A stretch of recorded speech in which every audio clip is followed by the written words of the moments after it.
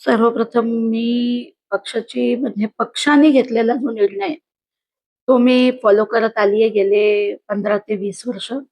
सतत पक्षाचं काम करत आली आहे. तर जेही पक्षाने माझ्यावर आजपर्यंत जबाबदारी टाकली, तशी मी गेले 10 वर्ष महिला जिल्हाध्यक्ष आहे. त्याच्या आधी पक्षाचं कार्य करत राहिली आहे आणि ह्याच्या पुढेही पक्ष जे काही मला जबाबदारी देईल ते मी करत राहीन. जशी आज माझ्यावर पक्षाने गटनेतेपदाची जबाबदारी दिली आहे.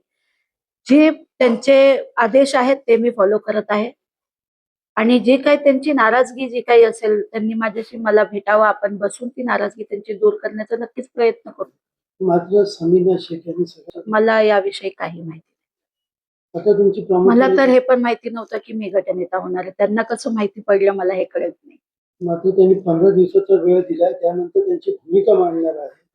तुम्ही यावरती काय वरिष्ठांची चर्चा केली आहे? तुम्ही काय नेमकं तुम्ही त्यांची कुठेतरी मनधरणी वगैरे नाही, त्याच्यासाठी मला तर असं वाटतं की या विषयावर आपण आमच्या प्रदेशाध्यक्षांशी बोलावं. ते व्यवस्थित जे काय आहे ते आन्सर देऊ शकतील.